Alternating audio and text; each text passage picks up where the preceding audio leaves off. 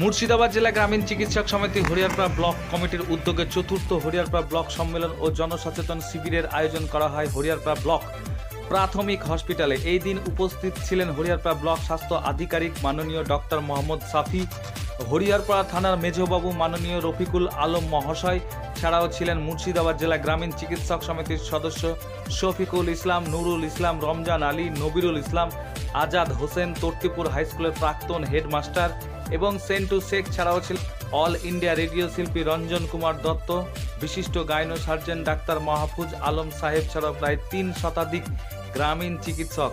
এই দিন জনসচেতন ছাড়াও সংগঠনকে এগিয়ে নিয়ে যাওয়ার জন্য এবং সমকালীন রোগ সম্পর্কে আলোচনা ও সতর্কতা বার্তা প্রেরণ করা হয় জনগণের উদ্দেশ্যে। মুর্শিদাবাদ থেকে আবিদ হোসেন মণ্ডলের সঙ্গে সিন্দা মণ্ডলের report, TV ATM Bangla, Kolkata. আজকে প্রোগ্রাম মূলত আমাদের যারা রুরাল প্র্যাকটিশনার আছে হরিয়ারপাড়ায় তাদের একটা সংস্কৃতভাবে প্রোগ্রাম ছিল, তাতে আমাকে আমন্ত্রণ করা হয়েছিল। যেহেতু আমাদের সাথে আমাদের মানে যেটা ব্লক স্বাস্থ্য ব্যবস্থা তার সাথে ওনারা মানে ডিরেক্টলি জড়িত, কারণ প্রথমত পেশেন্ট যারা আসেন তাদেরকে ওনারাই প্রথম অ্যাটেন্ড করেন গ্রাম ভিত্তিক।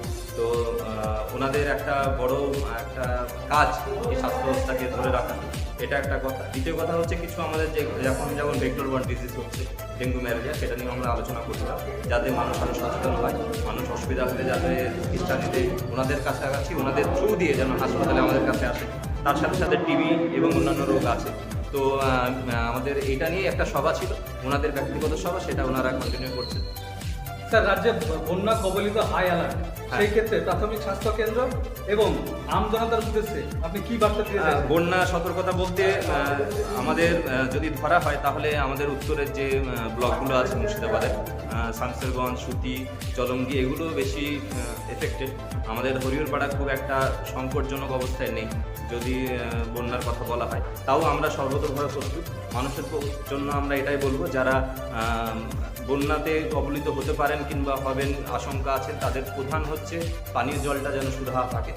সেক্ষেত্রে আমাদের কাছে পরিষ্কার পানীয় জলের জন্য আমরা ওআরএস এসব আমরা এগুলো প্রদান করব, আমাদের কাছে অ্যাডিকুয়েটলি আছে। তার সাথে আমাদের ব্লিচিং পাউডার, হ্যালোজেন, এসব অনেক ট্যাবলেট যেগুলো আমাদের বন্যার জন্য ডিজাস্টার ম্যানেজমেন্টের জন্য লাগে, সেগুলো আমরা ব্যবস্থা করে রেখেছি। আমাদের মুর্শিদাবাদ জেলা গ্রামীণ চিকিৎসক সমিতির হরিয়ারপাড়া ব্লকের পক্ষ থেকে আজকে চতুর্থ বার্ষিক সম্মেলন অনুষ্ঠিত হচ্ছে। এই অনুষ্ঠানের মূল উদ্দেশ্য হচ্ছে যে আমরা আমাদের এই সংগঠন যারা চিকিৎসক রয়েছি তাদের যে একটা ভবিষ্যতে এগিয়ে যাওয়ার জন্য এবং সুষ্ঠুভাবে চিকিৎসা করার জন্য যে সমস্ত ধারাবাহিক দিকগুলো দরকার তার সম্পর্কে যথেষ্ট চিন্তাভাবনা নিয়ে আলোচনা। আজকে যে প্রোগ্রামটা হচ্ছে গ্রামীণ ডাক্তারদেরকে নিয়ে, সেই সম্পর্কে আপনি কি জানাচ্ছেন?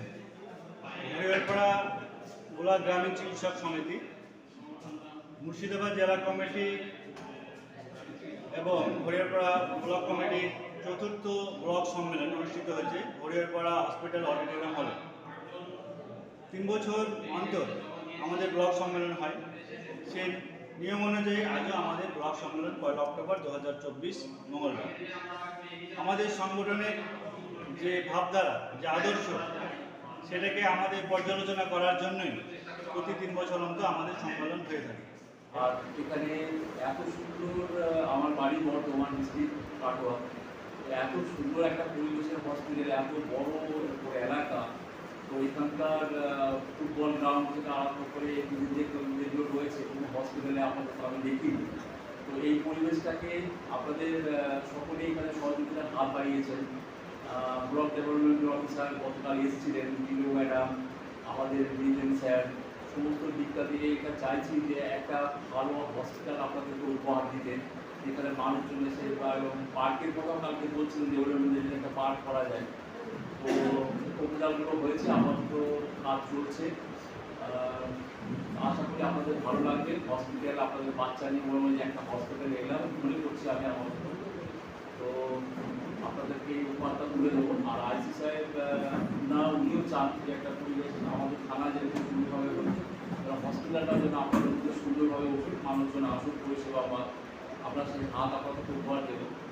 আর আরেকটা জিনিস আমি আমার থানার পক্ষ থেকে সকলের কাছে একটা অনুরোধ করবো যে আপনারা যখন বাইক চালাবেন অন্ততপক্ষে বিশেষ করে হেলমেটটা মাথায় ব্যবহার করুন। এটা পুলিশের ভয়ে না, মানে আপনার নিজের জন্য, নিজের পরিবারের জন্য অন্ততপক্ষে হেলমেটটা ব্যবহার করুন। আমি এইটা চাইবো আপনাদের কাছে। এই কথা বলে আমি আমার